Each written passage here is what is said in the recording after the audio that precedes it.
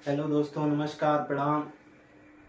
आज हम चंद्रगुप्त मौर्य के बारे में देखेंगे। जो हम लोगों ने मौर्य साम्राज्य के बारे में जो पहले पढ़ते हुए आए हैं, चंद्रगुप्त मौर्य के बारे में भी पढ़ा, फिर उसमें आगे देखेंगे कि क्या चीज़ है पिछली कक्षाओं में। आशा है कि आप बेहतरीन तरीके से पढ़ रहे होंगे। देखेंगे आगे चंद्रगुप्त मौर्य के बारे में। इसके जो साम्राज्य का विस्तार था उसको देख लेंगे। साम्राज्य का विस्तार क्या था, कहाँ तक था, एक बार उसको देख लें। साम्राज्य का विस्तार ऊपर कश्मीर तक था, ऊपर कश्मीर तक, और दूसरा ईरान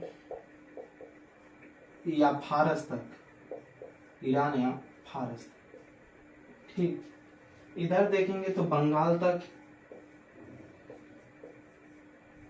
और नीचे की तरफ देखेंगे तो कर्नाटक, मैसूर, ठीक, मैसूर तक।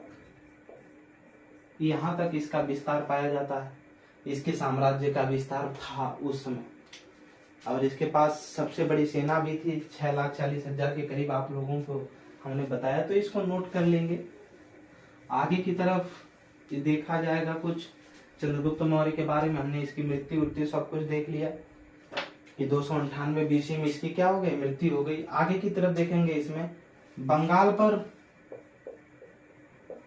बंगाल पर, बंगाल पर, बंगाल पर चंद्रगुप्त मौर्य की, चंद्रगुप्त मौर्य की, चंद्रगुप्त मौर्य की, चंद्रगुप्त मौर्य के विजय के बारे में, विजय, विजय के बारे में, विजय के बारे में, विजय के बारे में जानकारी, जानकारी, जानकारी। महास्थान अभिलेख, महास्थान अभिलेख, अभिलेख, महास्थान अभिलेख, इसको अंडरलाइन करेंगे। महास्थान अभिलेख से मिलती है, से मिलती है, से मिलती है, महास्थान अभिलेख से मिलती है। इसकी, इसकी दक्षिण भारत, दक्षिण भारत, इसकी दक्षिण भारत की विजय के विषय, विजय के विषय में जानकारी, में जानकारी, जानकारी। तमिल ग्रंथ,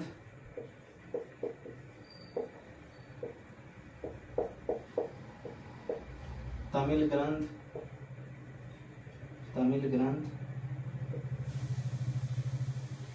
अहनानूर, अहनानूर एवं मुरनानूर, अहनानूर एवं मुरनानूर, तथा अशोक के, तथा अशोक के अभिलेखों से मिलती है, अभिलेखों से मिलती है, से मिलती है, से मिलती है।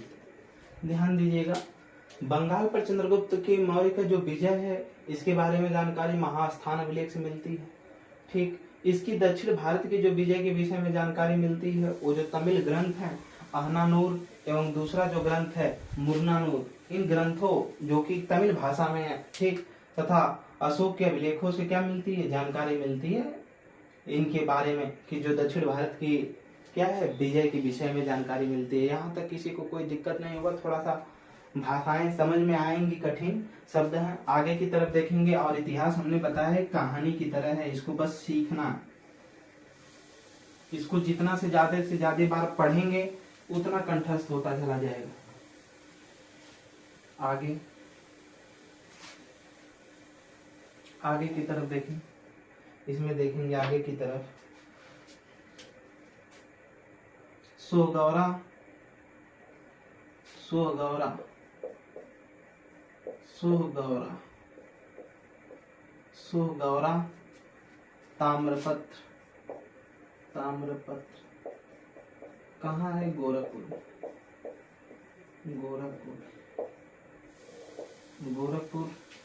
फिर महास्थान अभिलेख, महास्थान अभिलेख, महास्थान अभिलेख, महास्थान अभिलेख।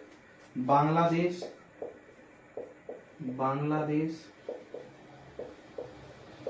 बांग्लादेश एवं बांग्लादेश का बोगरा जिला, का बोगरा जिला, का बोगरा जिला से उपरोक्त से चंद्रगुप्त, चंद्रगुप्त मौर्य से संबंधित जानकारियां मिलती हैं, से संबंधित जानकारियां मिलती हैं, जानकारी मिलती है, मिलती है। ठीक, ये रहा चंद्रगुप्त मौर्य के बारे में। हमने देखा कि चंद्रगुप्त मौर्य के इसके बारे में जानकारी मिली। आगे की तरफ हम अब इसके बेटे बिंदुसार की तरफ चलेंगे। ठीक, लेकिन थोड़ा सा चंद्रगुप्त मौर्य का मूल्यांकन कर लेते हैं। जो चंद्रगुप्त मौर्य था, इसका मूल्यांकन अगर देखा जाए तो देखा जाएगा कि इसकी सेना सबसे बड़ी विशाल सेना थी। 6,40,000 करीब इसके पास सैनिक थे, जिसको लेकर के भारत में दौड़ा और प्रथम भारतीय चक्रवर्ती सम्राट तभी कहलाया। चक्रवर्ती सम्राट का मतलब है जो पराक्रम में आगे हो, पराक्रमी, महानतम हो। ठीक, और महान शासक उसके आगे नाम लगता है। जो महान होता है वो सर्वाधिक जो उदार है, दान देने वाला है, उसको महानतम बोलते हैं। लेकिन चक्रवर्ती उसी को बोलते हैं जो लड़ने में पराक्रमी है। ठीक, तो इसको देखा जाए कि जो विवाह स्थापित किया, अपना विवाह किया, यानी सेल्यूकस निकेटर ने अपनी पुत्री हेलेना का इसके साथ विवाह किया, जिसको इसको कंधार, हेरात और बहुत से जो इसको जेड्रेसिया जैसे प्रदेश उसी तरह इसको दहेज में मिल गया। तो इससे भी इसका विस्तार हुआ और हाथी, इसके 500 हाथियां भी मिली थी उपहार में। ठीक, तो ये है। आगे की तरफ हम देखेंगे इसके पुत्र बिंदुसार के बारे में। ठीक, बिंदुसार, चंद्रगुप्त मौर्य का पुत्र बिंदुसार।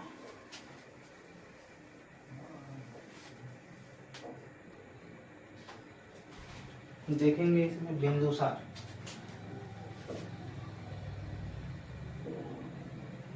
बिंदुसार, बिंदुसार। इसका जो समय है बिंदुसार का, ये है 298 BC से 272 BC, 298 BC से 272 BC। ठीक, इसका अन्य नाम जो मिलता है, अन्य नाम बिंदुसार का अन्य नाम, अन्य नाम जो अन्य नाम है वो है अमित्रघात, अमित्रघात। ठीक, अमित्रघात एवं सिंहसेन, सिंहसेन, सिंहसेन, अमित्रघात एवं सिंहसेन मिलता है। ठीक, कहाँ? जैन ग्रंथों में, जैन ग्रंथों में, जैन ग्रंथों में, जैन ग्रंथों में। ठीक, जो बिंदुसार है इसका अन्य नाम अमित्रघात मिलता है, सिंहसेन मिलता है, कहाँ? जैन ग्रंथों में। और यूनानी नाम देखा जाएगा, यूनानी नाम, यूनानी नाम, यूनानी जो नाम है इसको अगर देखा जाए तो अमित्रोचेट, अमित्रोचेट,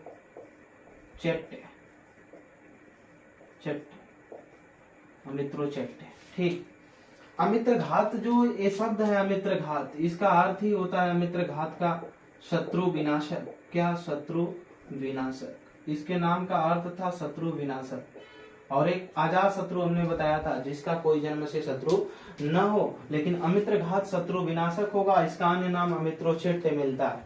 ठीक, इसकी कुल 16 पत्नियां थी। आगे लिखेंगे किसकी? बिंदुसार की। इसकी कुल 16 पत्नियां थी, 16 पत्नियां थी। इसकी कुल कितनी पत्नियां थी? 16। प्रसिद्ध जो पत्नी थी, सबसे प्रसिद्ध पत्नी जो थी वो धर्मा आवली सुभद्रांगी थी। सुभद्रांगी थी। ठीक, इसी का लड़का था, इसी का पुत्र पैदा हुआ सन, कौन हुआ? अशोक। ठीक, अशोक। और बिंदुसार को भी लिख लीजिएगा, चंद्रगुप्त मौर्य। ठीक, और इसी का बेटा, ठीक, चंद्रगुप्त मौर्य का बेटा बिंदुसार, और बिंदुसार का बेटा आप कौन होंगे? अशोक। ठीक, लेकिन इसके कई लड़के थे, जिसमें से लगभग 101 विवाह हुए थे। ठीक, आगे की तरफ देखेंगे, 101 विवाह नहीं, 101 पुत्र थे इसके।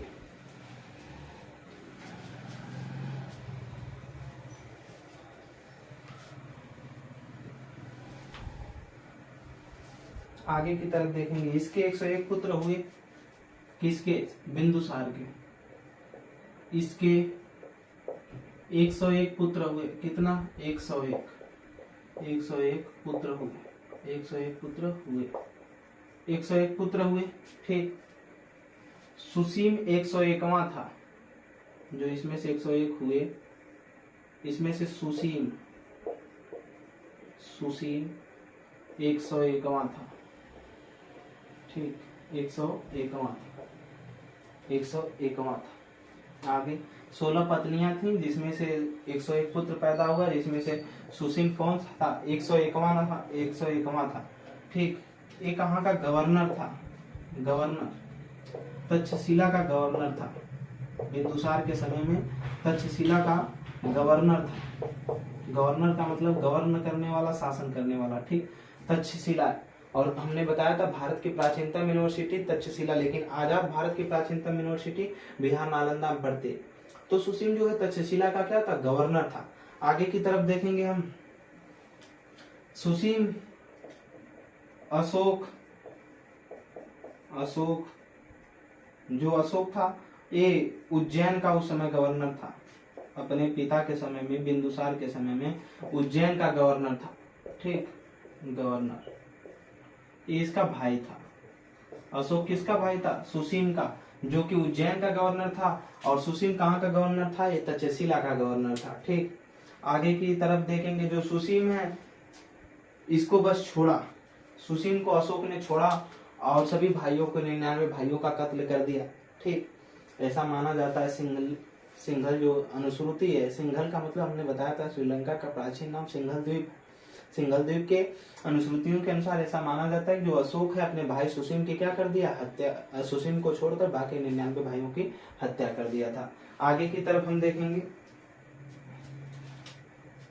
और उस समय का सिंघल का जो शासक हुआ करता था, एक अशोक का ही भाई था। कौन? तिस। कहीं अगर लिखना होगा, उसे कहीं पूछा नहीं गया है। उस समय जो सिंघल द्वीप में शासन कर रहा था वो था तिस। आगे की तरफ देखेंगे, तक्षशिला विद्रोह।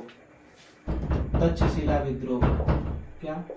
तक्षशिला विद्रोह। ठीक, तक्षशिला विद्रोह। 1 मिनट के लिए रुकिएगा।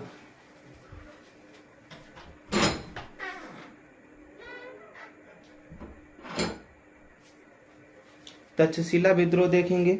इसमें तक्षशिला विद्रोह में देखेंगे, एक कीचक के द्वारा किया गया था। जो तक्षशिला विद्रोह था, कीचक के द्वारा किया गया था। कीचक के द्वारा किया गया। ठीक, कीचक के द्वारा किया गया था। अब कीचक उस समय तक्षशिला में ही था, उसी के द्वारा किया गया था। आगे देखेंगे, बिंदुसार। पहले इसको दबाने के लिए किसको भेजा गया? ठीक ना, बिंदुसार क्या किया?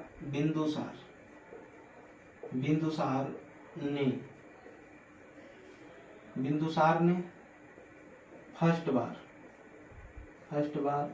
दबाने के लिए भेजा, इसको दबाने के लिए भेजा, दबाने के लिए भेजा।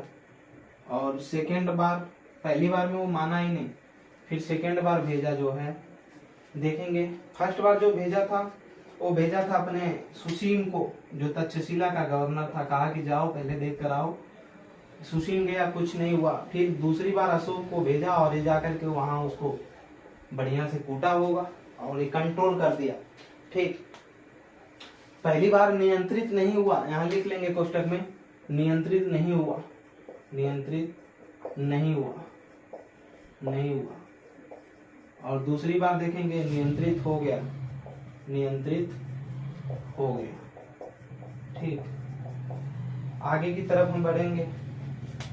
इसके दरबार में जो बिंदुसार है, इसके दरबार में आने वाले विदेशी राजदूत, ठीक, इसके दरबार में आने वाले विदेशी राजदूत के बारे में देखेंगे। कोई भी दिक्कत परेशानी होती है आप हमारे कमेंट सेक्शन में बताएंगे। कोई चीज छूट गई, नहीं समझ में आई, ठीक, जो भी पॉइंट नहीं समझ में आता उसको आप कमेंट सेक्शन में हमको बता सकते हैं, हमसे संपर्क कर सकते हैं। डिस्क्रिप्शन में बहुत से क्लासों में हमारे लिंक का मोबाइल नंबर दिया गया होगा। आगे देखेंगे इसके दरबार में आने वाले विदेशी, इसके दरबार में, इसके दरबार में आने वाले विदेशी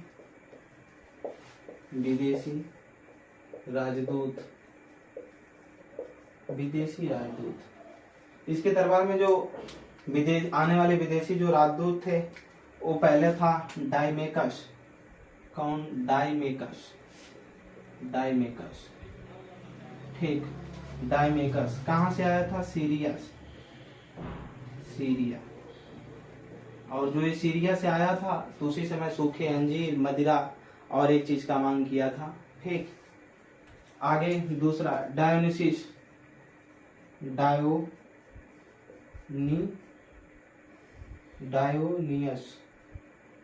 डायोनियस। ठीक, डायोनियस आया था, ये आया था मिस्र से। कहाँ से? मिस्र से। ठीक, आगे लिखेंगे पिंगलवत्स नामक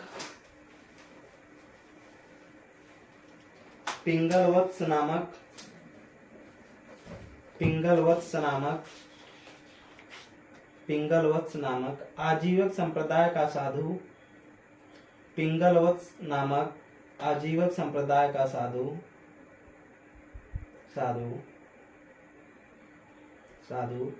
इसके दरबार में रहता था।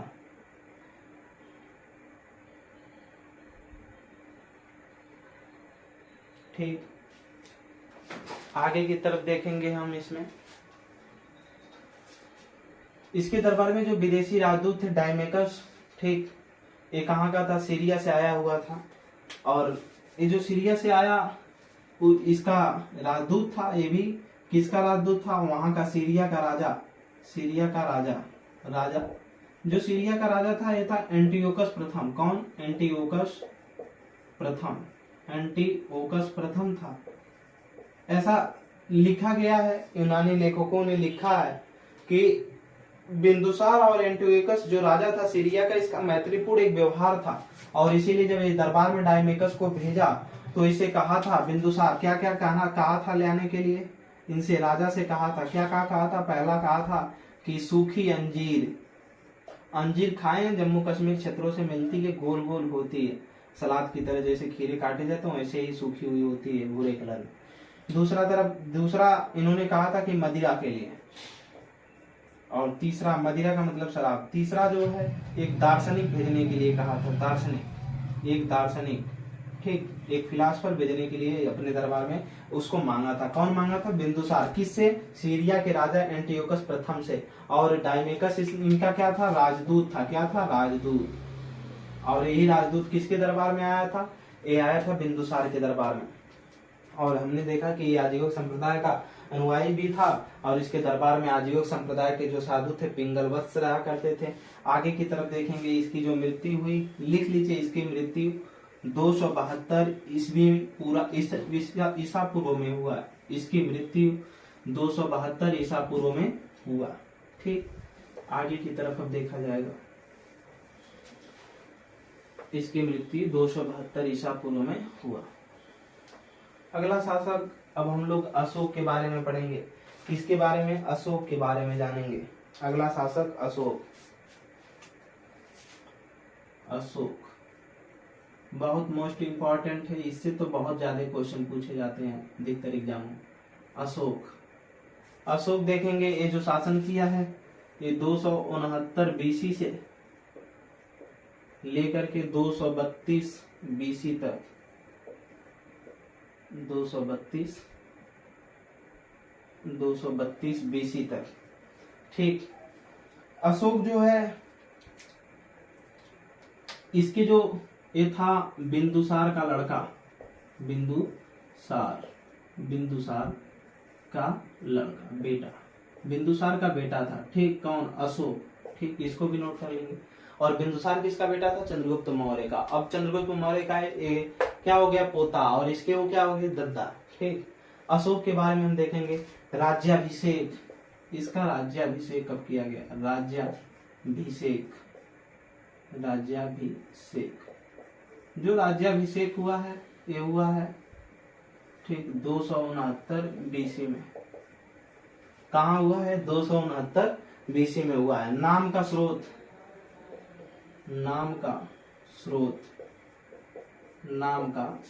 इसके नाम का स्रोत देखेंगे। जो अशोक है कहाँ कहाँ से मिलता है, बहुत इंपॉर्टेंट है। पहला देखेंगे अशोक वर्धन,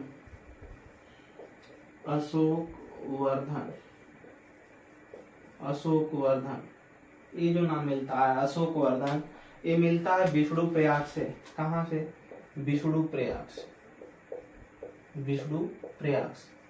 विष्णु प्रयाग से क्या मिलता है? अशोक वर्धन नाम मिलता है। आगे की तरफ देखेंगे दूसरा बुद्ध शाक्य। अगला बुद्ध शाक्य, क्या? बुद्ध शाक्य,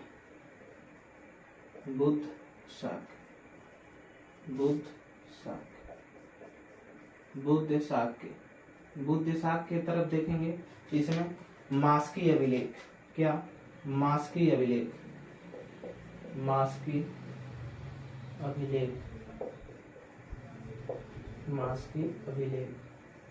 ठीक, अगला देखेंगे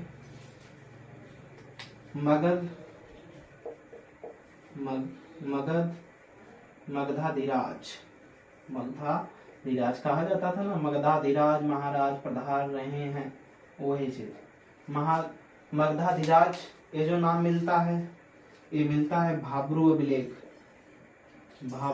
अभिलेख, मगध में ही है अभिलेख। ठीक, अगला नाम देखा जाएगा महाराज कुमार, क्या? महाराज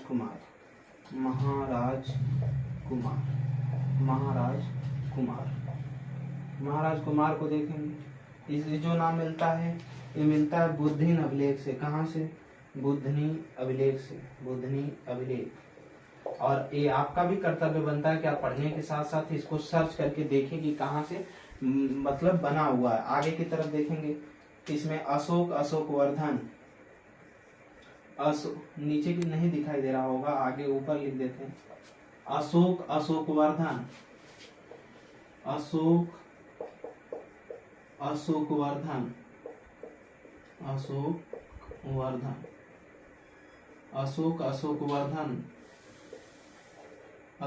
वर्धन जो नाम मिलता है इसके देखेंगे, इसके बारे में। ठीक, अशोक वर्धन के जो नाम मिलता है ये अधिकतर में पुराणों में पुराण एवं दीप वंश, ठीक, दीप वंश से मिलता है। इतना नोट करेंगे। अशोक के नामों को हमने देखा कि नाम का इसका जो स्रोत है कहाँ कहाँ से मिलता है। अशोक वर्धन जो नाम मिलता है विष्णु प्रयाग से मिलता है। बुद्ध शाक्य जो मिलता है मास्की अभिलेख से मिलता है। मगधाधिराज ये भाब्रू अभिलेख से मिलता है। महाराज कुमार बुद्धनि अभिलेख से मिलता है। और अशोक वर्धन जो नाम मिलता है पुराण एवं दीपवंश से मिलता है। कभी कभी पूछ लिया जाता है कि मास्की एवं गुर्जरा अभिलेख से अशोक का नाम क्या मिलता है, तो इसको भी अभी आगे देखेंगे। ठीक, आगे देखेंगे।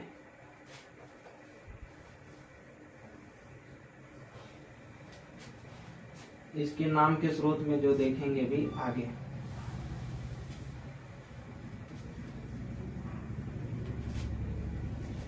अगला नाम देखेंगे,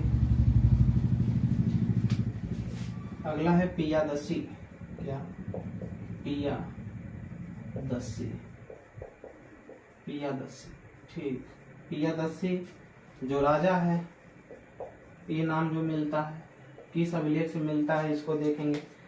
ये बराबर गुहा अभिलेख। गुहा अभिलेख का मतलब गुफा में लिखा गया अभिलेख। हमने बताया था कल के अशोक के 3 प्रकार के अभिलेख मिलते हैं। शिलालेख जो पत्थर की शिलाओं पर लिखा गया लेख, जिसमें 2 होते हैं, दीर्घ और लघु। फिर स्तंभ लेख। स्तंभ लेख में 2 होते हैं, कौन? दीर्घ और लघु। फिर लास्ट बताया था स्तंभ का मतलब पत्थर के खंभों पर लिखा गया लेख। गुहा लेख लास्ट में बताया था हमने। गुहा लेख का मतलब है कि गुफाओं में लिखा गया लेख। अब पियादसी जो राजा मिलता है बराबर गुहा अभिलेख में मिलता है। आगे की तरफ देखेंगे हम, इसमें देवानाम पियादसी। अगला अभिलेख लिखेंगे देवानाम पियादसी। क्या? देवानाम पियादसी। देवानाम पियादसी जो अभिलेख का नाम मिलता है, ये देवानाम पियादसी अभिलेख जो है रुमन देई से। कहां से? रुमन देई अभिलेख। रुमन देई अभिलेख से मिलता है। आगे की तरफ देखेंगे देवानाम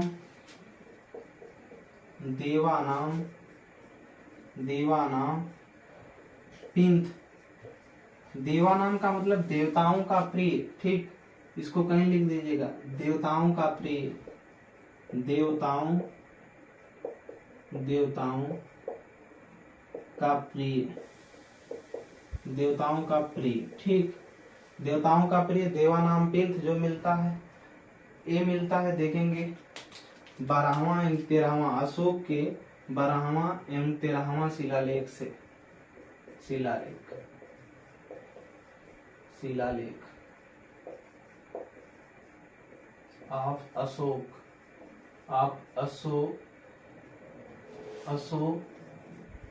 अशोका, ठीक। अशोक के 12वां और 13वां अभिलेख से नाम मिलता है। आगे की तरफ देखेंगे हम, इसमें 4 लघु शिलालेखों 4 लघु शिलालेखों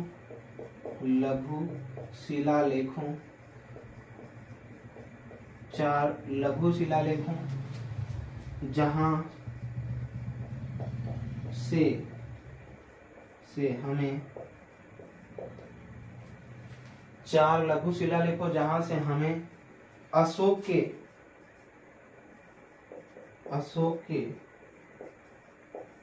नाम की जानकारी मिलती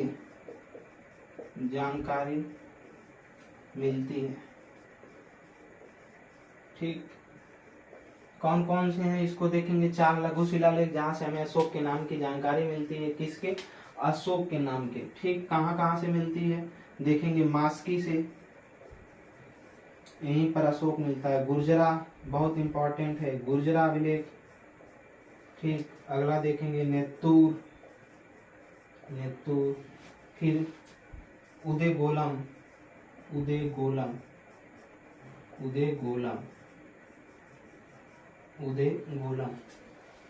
ठीक। मास्की, गुर्जरा, नेत्तूर और उदयगोलम, ठीक। देवानाम पिंथ मिलता है, सॉरी अशोक का नाम अशोक मिलता है। इतना हो गया। आगे की तरफ हम अब अशोक के बारे में आगे जानेंगे, ठीक। जल्दी नोट करिएगा इसको।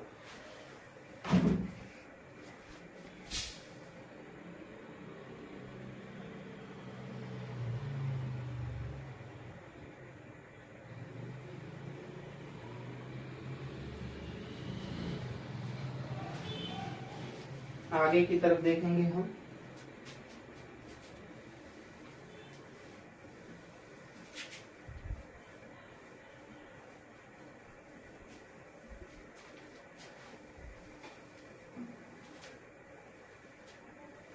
और हिस्ट्री एक कहानी की भांति है। जिसको जो जितना पढ़ेगा इसको उतना ही बेहतरीन तरीके से ये याद होगा। ठीक, तो मेहनत से पढ़िए। आगे की तरफ लिखेंगे इसमें इसके शिलालेखों की खोज, इसके शिलालेखों की खोज, शिलालेखों, इसके शिलालेखों की खोज, इसके शिलालेखों की खोज, इसके जो शिलालेख है इसकी खोज सबसे पहले टी फैंथलर, कौन? टी फैंथलर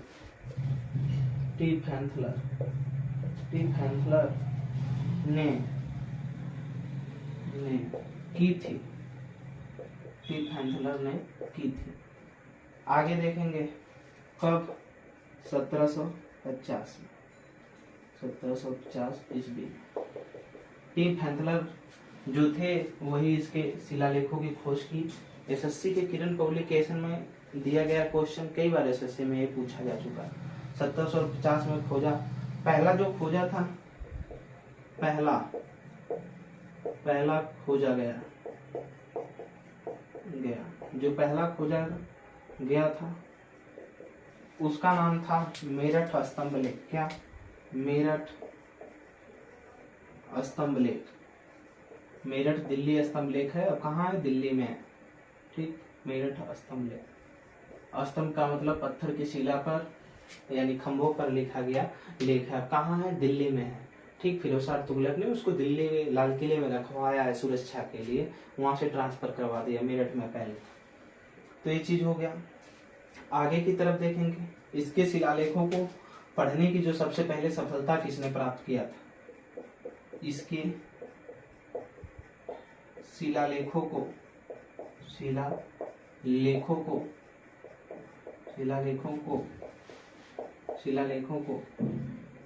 पढ़ने में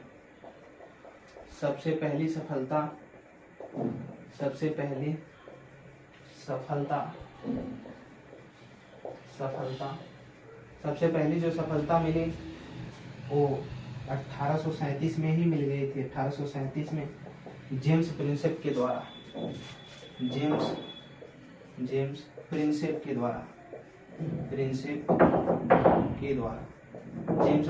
के द्वारा बहुत पहले मिल गई थी। ठीक, कौन? जेम्स प्रिंसेप को अंडरलाइन करेंगे। कब? 1837 में। क्या हुआ? इसके जो अभिलेख थे उसको पढ़ने में इसको क्या हो गया, मतलब आसानी हुई, उसको पहले पढ़ा गया। अब कौन पढ़ा गया था इसको देखेंगे, टोपरा स्तंभलेख। ये भी आज दिल्ली में है। ठीक, दिल्ली के लाल किला में टोपरा स्तंभलेख हरियाणा से गया हुआ है। ठीक, टोपरा स्तंभलेख को सबसे पहले क्या किया गया था? पढ़ा गया था। सबसे पहले पढ़ा गया था, नोट कर लेंगे कोष्टक में, सबसे पहले पढ़ा गया था, सबसे पहले पढ़ा गया था। ठीक, यहाँ तक। आगे की तरफ हम बढ़ेंगे। कोई भी दिक्कत परेशानी होती है आप हमारे कमेंट सेक्शन में हमको जरूर बताएंगे। ठीक, क्योंकि कोई भी डाउट होता है जब आप क्लास देखते हैं, डाउट हुआ तो उसको नोट करिए और उसको बाद में हमारे कमेंट बॉक्स में बताइए। नहीं बताएंगे तो फिर आपका नुकसान हो जाएगा। ठीक, आगे देखेंगे इसमें महाबोधि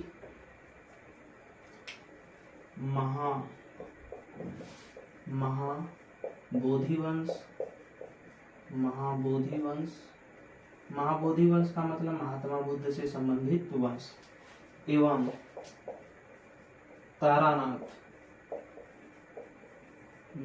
के अनुसार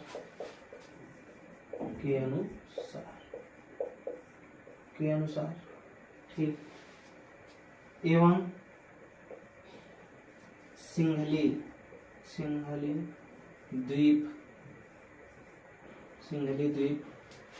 के अनुश्रुति के आधार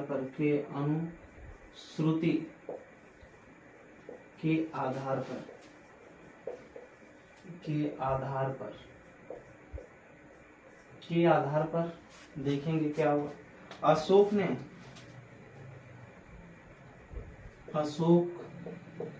ने अशोक ने राधा गुप्त, ये जो नाम है राधा गुप्त, ये चाणक्य का शिष्य था। कौन? चाणक्य का शिष्य, चाणक्य जो इसके प्रधानमंत्री थे, चाणक्य के शिष्य, ठीक, शिष्य। इन्हीं को लिया और इन्हीं के मदद से अपने 99 भाइयों को कत्ल कर दिया। राधा गुप्त की मदद से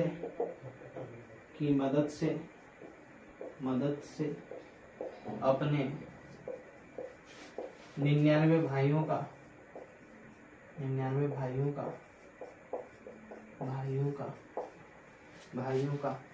हत्या कर दी,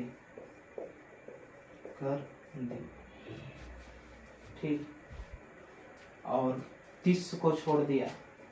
एक 99 भाइयों का कोष्टक में हम लिख लेंगे 30 को छोड़कर जो इसकी दूसरी माता का लड़का था उसको छोड़ दिया और बाकी 99 भाइयों का कत्ल क्यों किया? ये अपने सभी भाइयों से कह रहा था कि हमको राजा बन जाने दीजिए, हमको राजा बन जाने, लेकिन कोई भाई इसका सुनता नहीं था। कहता था, सभी लोग कहते थे कि हम राजा बनेंगे जितने बड़े थे, लेकिन बस इसको गुरूर आ गया और गुरूर आया तो इसने क्या किया कि सबको पकड़ करके आसानी से काट करके खत्म कर दिया, ठीक। तो ये है सिंहासन की लड़ाई। हमारा इतिहास गवाह है कि जब जब ऐसा हुआ, आज भी भाई भाई के मुकदमे चलते रहते हैं, देखे हों, उसमें काट पीट हर चीज हो जाता है, ठीक। तो ये इतिहास इसका गवाह है कि सिंहासन के लिए या कुछ पाने के लिए भाई की भाई हत्या किया है और करता रहेगा, ठीक। ये चलता रहेगा। किसको, इंसान को कितना हो भी पढ़ा दिया जाएगा, कितना हो भी समझदारी हो जाएगी, वो चीज करता रहेगा, ठीक।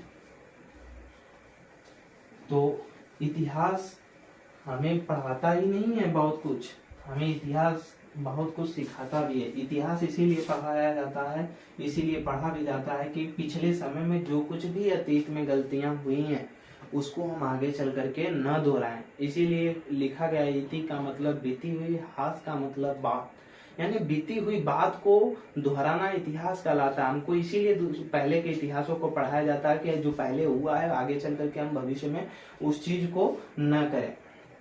आगे की तरफ देखेंगे, अशोक के जो साम्राज्य इसका विस्तार देखा जाएगा। क्या? अशोक के साम्राज्य का विस्तार, हेडिंग देखेंगे, अशोक के साम्राज्य का विस्तार देखेंगे। ऊपर में अफगानिस्तान तक विस्तार था, अफगानिस्तान तक, कहां तक? अफगानिस्तान तक, ठीक। और जो इधर था ये काठियावाड़ गुजरात तक था, कहां तक? काठियावाड़ ये जिला है, ठीक। कहां पर पड़ता है? गुजरात में, गुजरात, ठीक। पूर्व में बंगाल की खाड़ी तक था, बंगाल की खाड़ी तक था, ठीक। आगे की तरफ देखेंगे, निचला जो दक्षिण वाला हिस्सा था ये कर्नाटक तक, ठीक। अब हमने देखा क्या, ये उत्तर वाला क्षेत्र है और ये दक्षिण वाला क्षेत्र, और ये पूर्व का और ये पश्चिम वाला, ठीक। तो ये क्षेत्र रहे, यहाँ तक इसके साम्राज्य का विस्तार था। आगे की तरफ देखेंगे हम,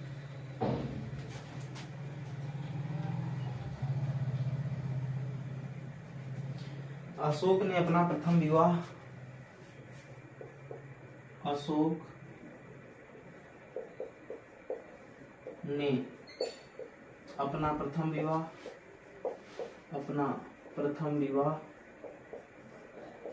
प्रथम विवाह अशोक ने अपना प्रथम विवाह महादेवी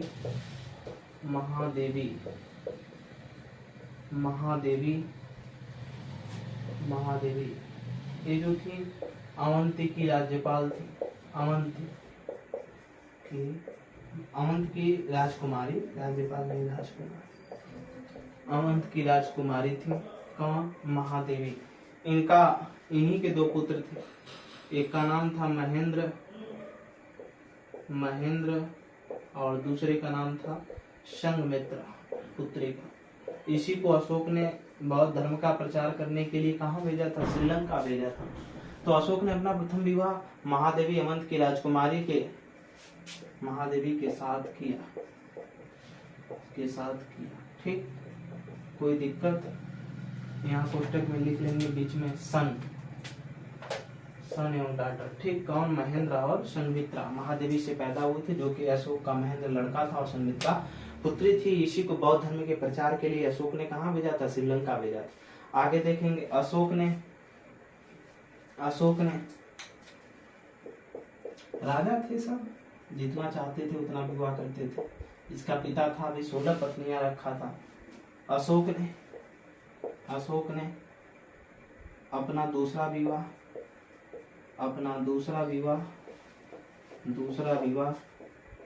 अशोक ने अपना दूसरा विवाह कारुआकी,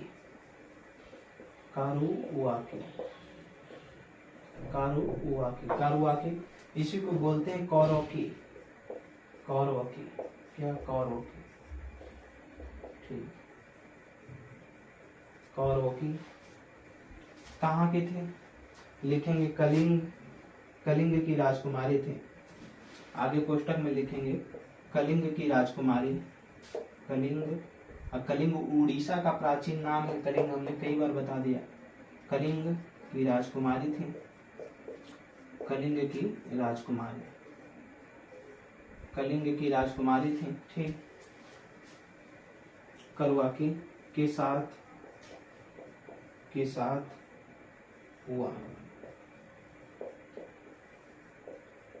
हुआ था। ठीक, आगे देखेंगे, अब इसी का लड़का था करुआकी का ही कुड़ार। इससे जो पैदा हुआ सन, इसका जो सन पैदा हुआ उसका नाम था कुड़ार। क्या? कुड़ार। ठीक, करुआकी का लड़का कुड़ाल और महादेवी का लड़का महेंद्र और संघमित्रा। आगे की तरफ जो सबसे इम्पोर्टेंट चीज हम बताने जा रहे हैं वो है कलिंग का युद्ध लड़ा गया। किसके द्वारा? अशोक के द्वारा। कलिंग किसका प्राचीन नाम है? उड़ीसा राज्य का। उड़ीसा राज्य की राजधानी भुवनेश्वर। ठीक, उड़ीसा में ही जगन्नाथपुरी पड़ता है। भुवनेश्वर में सूर्य का कोणार्क मंदिर है। पुरी पड़ता है, पुरी जगन्नाथपुरी, जहाँ क्या है? भगवान का पूरा एक तरफ से कह लीजिए तो भगवान का वासी है जगन्नाथपुरी। ठीक, जहाँ जग के नाथ जहाँ है वो जगन्नाथपुरी है। ठीक, शंकराचार्य द्वारा स्थापित 4 धामों में पूर्व का धाम वही आता है। ठीक ना, पुरी धाम। आगे उड़ीसा में महानदी है। महानदी के सबसे लंबा हीराकुंड बांध परियोजना, भारत का सबसे लंबा बांध। ठीक, हीराकुंड बांध। और सबसे ऊंचा बांध नर्मदा नदी के तट पर है। कौन सा? सरदार सरोवर बांध परियोजना। आगे की तरफ देखेंगे हम अब अशोक के बारे में। इसमें 261 BC, जो कि बहुत इंपॉर्टेंट है। ठीक, वेरी इंपॉर्टेंट कर लीजिएगा। 261 BC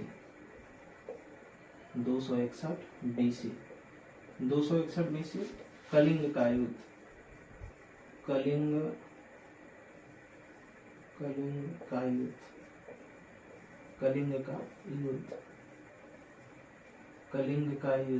ठीक, कलिंग का जो युद्ध है लिखेंगे इसमें।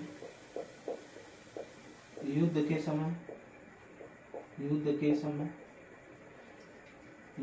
समय कलिंग की राजधानी, ये भी कई बार पूछा गया, किरण पब्लिकेशन और घटना चक्र स्रोत है SSC की। युद्ध के समय कलिंग की राजधानी जो राजधानी थी इसको देखेंगे वो थी तोसली। कहाँ थी? तोसली। कलिंग की राजधानी तोसली। ठीक, आगे की तरफ देखेंगे उद्देश्य। इसका उद्देश्य क्या था? तो इसका कलिंग का युद्ध लड़ने का उद्देश्य क्या था अशोक का? ये भी एक तरफ से कह लीजिए तो पागल ही था। हाथी के लिए युद्ध छेड़ दिया। हाथी के लिए। इसमें बहुत ज्यादा जनहानि हुई।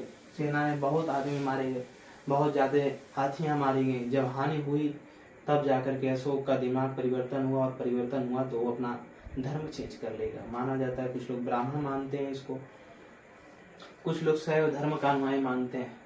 ठीक, इसके पिता को क्षत्रिय मानते थे, चंद्रगुप्त मौर्य को। उसकी भी जानकारी किताबों में हमारे भारतीय इतिहासकारों ने नहीं लिखा है। कुछ लोग ब्राह्मण मानते हैं, कुछ लोग शैव, कुछ लोग क्षत्रिय मानते। तो इसका उद्देश्य था हाथी के लिए क्या किया था? युद्ध किया था और उस समय कलिंग का तत्कालीन शासक, नोट करेंगे, कलिंग कलिंग कलिंग कलिंग का तत्कालीन शासक, कलिंग का तत्कालीन शासक, कलिंग का जो तत्कालीन शासक था, तत्कालीन शासक नंदराज। कौन था? नंदराज। कौन था? नंदराज। ठीक। अब इसका जो स्रोत मिलता है, कलिंग के युद्ध का स्रोत देखेंगे, इसका स्रोत। ठीक, इसका स्रोत देखा जाएगा तो इसका हाथी गुम्फा अभिलेख, हाथी गुम्फा अभिलेख, गुम्फा अभिलेख, हाथी गुम्फा अभिलेख, हाथी गुम्फा अभिलेख कहाँ से? खारवेल, खारवेल, खारवेल। कोष्टक में करेंगे चेदी वंश। चेदी वंश का राजा था खारवेल, जिसने इसको क्या किया था? लिखवाया था। चेदी वंश का एक राजा था खारवेल, उसी ने इस हाथी गुम्फा अभिलेख को लिखवाया था। उसी से इस कलिंग युद्ध का जानकारी मिलती है। किस अभिलेख से? हाथी गुम्फा अभिलेख का मतलब गुफा, यानी गुफाओं में लिखा गया अभिलेख। इसी के बाद जो है अशोक क्या किया? अपना धर्म परिवर्तन कर लिया। कौन सा धर्म? बौद्ध धर्म को अपनाया। ठीक। अब कल से हम उसके बारे में अगली क्लास में मतलब देखेंगे कि मौर्य जो साम्राज्य है इसमें अशोक धर्म कैसे परिवर्तन किया, फिर आगे इसका कुछ निर्माण कार्य देखेंगे, फिर कौन कौन से शहर बसाए इसको देखेंगे, इसका मूल्यांकन करते हुए इसकी मृत्यु खत्म करेंगे। आगे की तरफ फिर इसके अभिलेखों के बारे में पढ़ेंगे। तो आज के लिए इसमें धन्यवाद, प्रणाम।